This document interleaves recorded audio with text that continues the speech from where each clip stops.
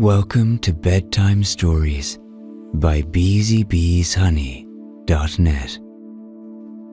I hope you are settled in for the night and are ready to go on a journey of deep and relaxing sleep. To help you get there, we recommend you take a teaspoon of the Beezy Beez CBD infused honey and listen to tonight's story. If all goes right, you will not be able to hear how this story ends because you'll be in a deep sleep by then. Let's begin. Before we hear our sleep story, to help you get relaxed, I'd like you to make sure that you're lying in a position where you can easily fall asleep and that you're ready to say goodbye to your day and move in to a restful and peaceful state. Let's do a little breathing exercise together just to help you settle in. I'd like you to breathe in on my instruction for a count of 3, and then breathe out for a count of 9. I'd like you to breathe in through your nose, through our natural filtration system, and breathe out through pursed lips. So, breathing in for 1, 2, 3, and breathing out for 1, 2, 3, 4, 5, 6, 7, 8, 9. Breathing in for 1, 2, 3. Breathing out for 1, 2, 3, 4, 5, 6, 7, 8, 9. Breathing in for 1, 2, 3, and breathing out for 1, 2, 3, 4, 5, 6, 7, 8, 9. Breathing in for 1, 2, 3. Breathing out for 1, 2, 3, 4, 5, 6, 7, 8, 9.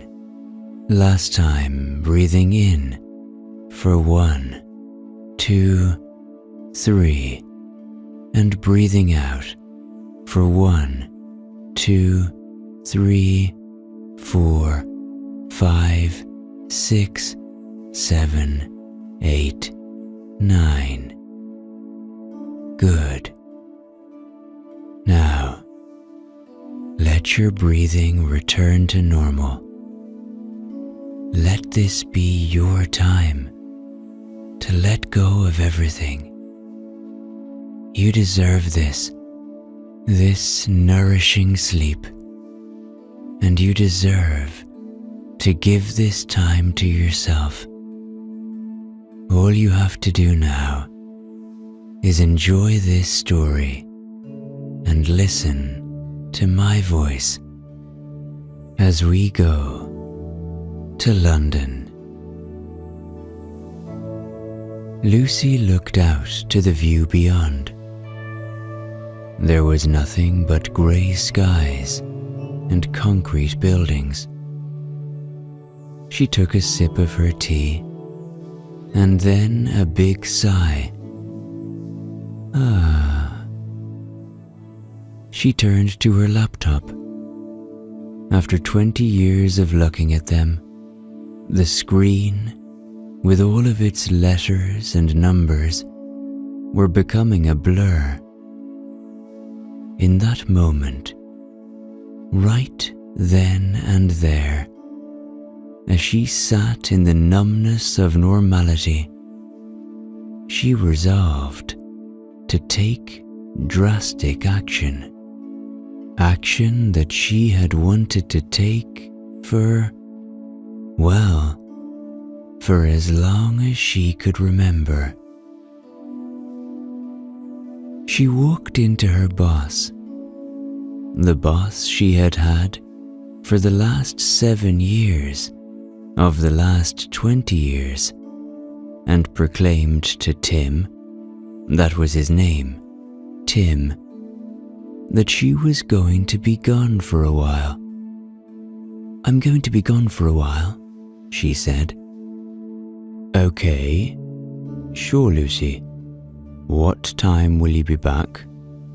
Tim replied, in his enduringly flat voice. What time? Lucy repeated. "Let's say around 11:30 a.m. this day next year."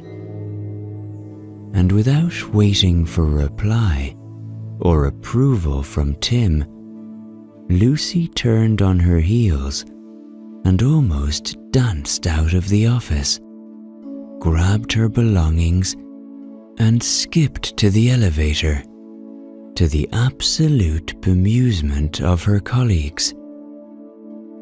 Here was a woman on a mission, 46 years of age and turning a corner. What lay around the corner, she had absolutely no idea, nor did she care. Lucy left her office building in the city of London. The tall skyscrapers towering above her. She always found them oppressive, but now, as she looked at them, in this new frame of mind, she started to see the aesthetic beauty of them, shapes she had never seen before. The way the sunlight hit the buildings at certain angles, the flocks of birds flying overhead, and their reflection on these glass pillars of commerce, nature reflected in the creations of man. She thought of the human skill involved in the buildings, and then took a large, deep breath in and out, in and out. And all of a sudden realized that she had been standing in one position for about 5 minutes, dwelling on the philosophical ins and outs of the architecture of the City of London.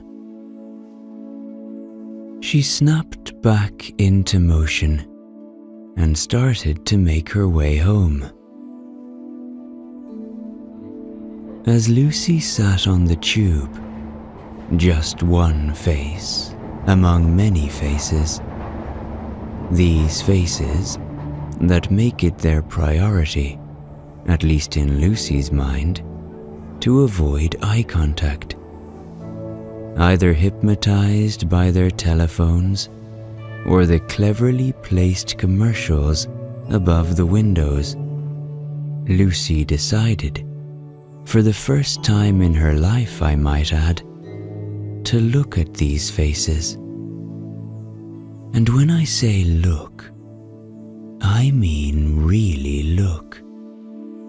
I'm not talking about a quick glance or a short stare. No. she became fixated by the minutest detail of the faces around her. She saw one woman who had the softest looking skin she had ever seen. Normally, she would have looked and then looked away, but this time she couldn't.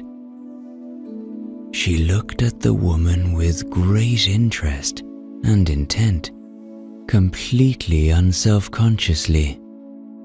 Even when the woman sensed that Lucy was looking at her and looked up from her phone, Lucy continued to stare, transfixed by the softness of her skin.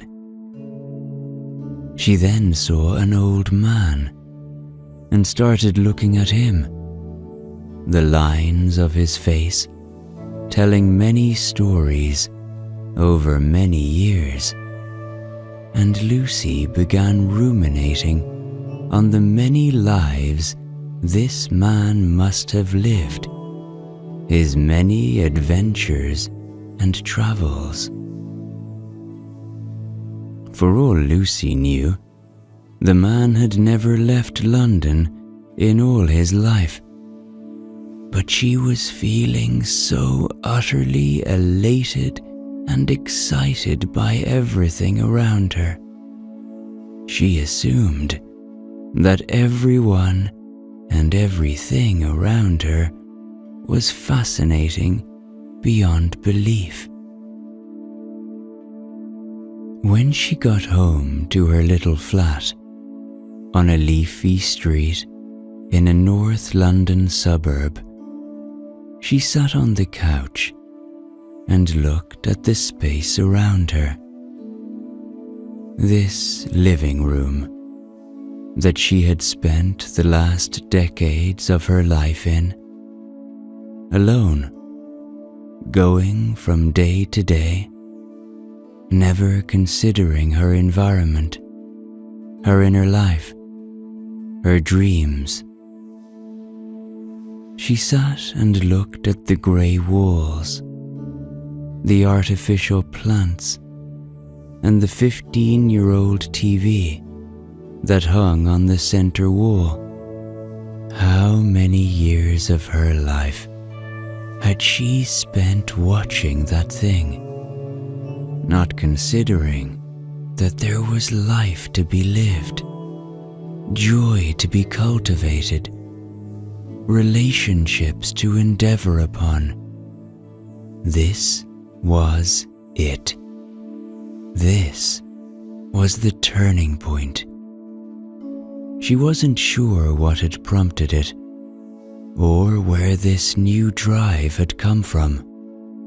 It didn't matter. She felt that there was a force that was driving her forward, and she was so happy to ride this wave. The next step was to figure out what she was going to do with this gift of a year that she had just granted herself. She had a lot of money saved. She had been working for so many years without fully living, so she could pretty much do anything she wanted. She walked into the kitchen, got a large piece of paper, and laid it out on the kitchen table. She found a pen and wrote at the top of the page, "Project Find Myself."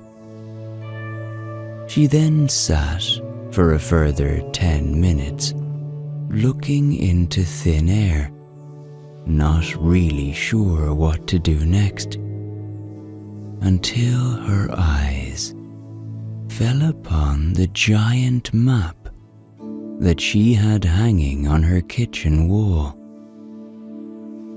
She walked over to it, closed her eyes, extended her right index finger, and let it land on the map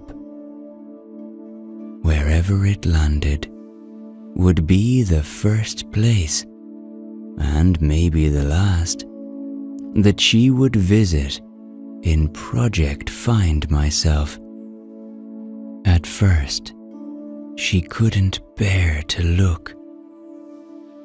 She half opened one eye, and gradually, through hardly open eyes, she saw where her finger lay. Glasgow. She looked extremely disappointed, not because she had anything particularly against Glasgow, but it was only a few 100 miles north of where she was, and she was hoping for something a little more exotic.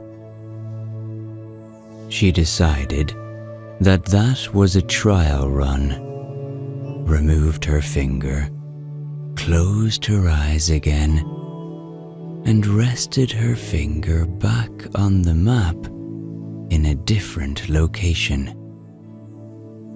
This time, she had no hesitation in looking, and saw that her finger lay on the subcontinent of India, specifically a town on the southern tip called Munnar in the state of Kerala. This, Lucy thought, would suit her well. Lucy had hardly ever dreamed of doing anything outside her normal life. But if she had, India would have been a dream location.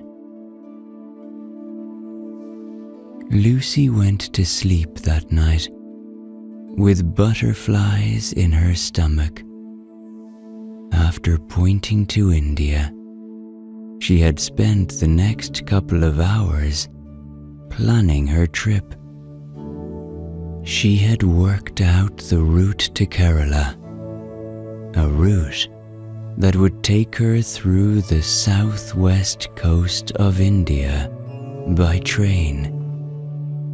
She had also realized in her research that there was a particular flower that only bloomed every 12 years in Kerala. The Neela Korinji flower. And this year, in fact, 1 month from tomorrow, the flower should be blooming. You could accuse Lucy of many things: lack of imagination, lack of spontaneity, lack of finding the joy in daily life. But one thing you could not accuse her of was not being proactive when she needed to be. She had booked her flight that very night and was leaving within 1 week. Once she got all of her shots and her visa, she was off to India. The week passed slowly, very slowly, and Lucy went in and out of doubting her decision. She'd also had multiple calls from Tom, asking her if and when she was actually coming back to work, to which she had replied every time at 11:30 a.m., 1 year from the day she had left. And if that didn't work for him, he could find a replacement. The morning of the flight finally arrived, and Lucy found herself in Heathrow Airport waiting to board her flight to Mumbai. And as she waited, she was feeling so thrilled about her grand plan. She had never felt so alive, so part of the human race, so ready to step into the void and see what life had to offer her. The flight took off, and Lucy fell into a deep sleep quite quickly and slept most of the way. Once the plane landed in India, Lucy exited as everyone else did, and immediately her senses came alive. She breathed in smells she had never smelt before the second she walked off the plane. It was like she had arrived on another planet. She walked through the airport, got her luggage, showed her passport and visa, and walked into India. It was late at night in this tropical place. Mumbai airport was busy as ever, and Lucy walked out to get a taxi, the heat overtaking her as she did. The queue was long, and Lucy stood, resenting everyone around her, for all she wanted was to find her accommodation and get to sleep for the night. She started to get angry in her head, blaming other people for the queue, blaming herself for coming here in the first place. Then, once she got to the top of the queue, someone got in her way and took her taxi. She was livid, but before she could say anything, the taxi had pulled away with this person in it. Lucy was upset, but she took a deep breath and got in the next taxi.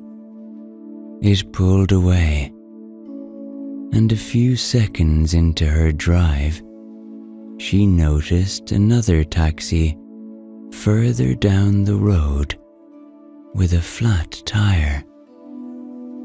It was the taxi that had just been stolen from her, and the angry passenger was taking their luggage from the trunk and walking back to the taxi queue. There was a certain self-satisfied smile that came across Lucy's face, but she also felt sorry for the person who had taken her taxi. She spent a couple of days in Mumbai, exploring this magnificent city, encountering its wonderful inhabitants, the joyous people of India, always smiling, always welcoming. And on her third morning, she ventured to the train station to start her voyage to Kerala. Lucy desperately wanted to get a first-class ticket on the train. She wanted comfort and peace so she could really relax on the train to Kerala. It would be a very long journey. When she reached the ticket kiosk, the gentleman behind the desk was unable to provide her with a first-class ticket, as they were all sold out due to the Indian festival Diwali.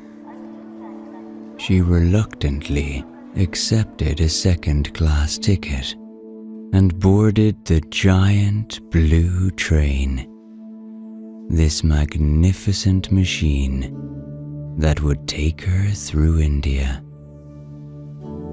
When she reached her little cabin and saw the 4 beds and the smiling ladies who were already in there, she thought, this won't be so bad.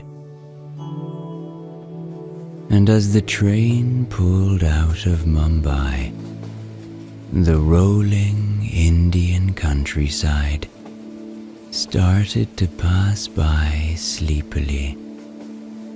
The beautiful rice fields with the palm trees in the distance, and Lucy noticed that the window was constantly open on this carriage, and the air was so beautiful, circulating around. She got talking to the ladies in her cabin, gentle and kind Indian ladies who welcomed her. They told her that if she had got a first-class ticket, she would have been stuck in a room with no windows and cold air conditioning on her own. This, she thought, would have been horrible. And she realized something in that moment. She was starting to learn something. What it was, she couldn't quite figure out yet. But she was softening, and this amazing country was having a profound effect on her. She made wonderful connections with the ladies on that train. She learned of their lives, the children they had, their husbands, and she learned of the simplicity of their existence. She learned that life doesn't need to be as complicated as we make it in the West. That these people live with very little and are enduringly happy. Once their basic needs are met, they want for nothing. After a number of days, Lucy found herself sitting on a beach, a white sand beach in the magnificent Kerala. She sat there, breathing in all around her, feeling a million miles from anything that was normal to her, and thanking herself for this moment that she had gifted to herself.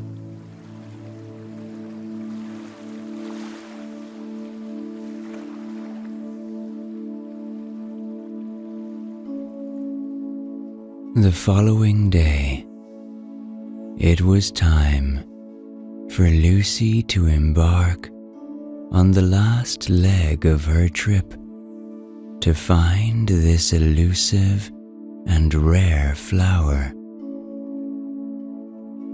She took a bus, and then another bus, and then another bus, which drove on very narrow, high roads up into the mountains of Kerala, where the people live from growing tea and coffee. And as she arrived in the little town of Munnar, she was utterly exhausted and in need of a rest. But she was also very determined to find this flower. In the town, she found a man who owned a 4x4, who agreed to take her further into the hills to find the flower. They drove and drove over rocky roads and eventually arrived at a particular place. They got out of the car and the man pointed to a large purple field. Lucy excitedly ran over, dying to see the flower. And as she approached the field, she thought how pretty it looks, all of these pinkish, purplish flowers blooming. But as she got closer, she saw the flowers individually and started to get angry. She thought to herself how unexceptional the flowers were, and how annoyed she was that she had traveled so far to see these relatively boring-looking flowers. But then she looked back out over the field and saw that together, in their thousands, they were unbelievably beautiful. And then, in that moment, everything started to fall into place for Lucy. She realized that there were so many lessons that had been coming towards her during this trip, and it was only now that she was fully grasping what they meant. The taxi at the airport, how she had missed one.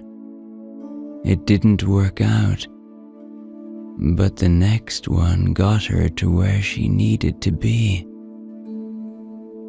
The cabin on the train, it didn't work out as she planned, but she had had the most beautiful experience because of it.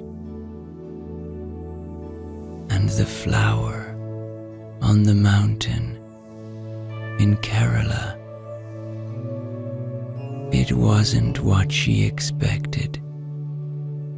But when she saw these flowers all together, she realized that these flowers together were exceptionally beautiful.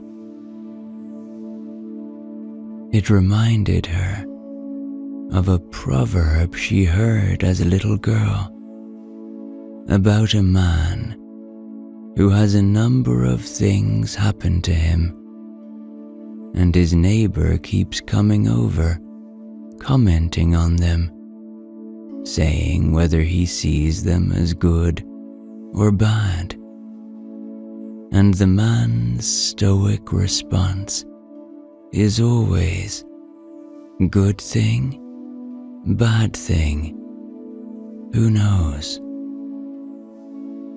And as Lucy stands there, in a field of purple flowers, with the rest of her life and her adventure in front of her, she thinks back on what has happened and applies those wise words to everything.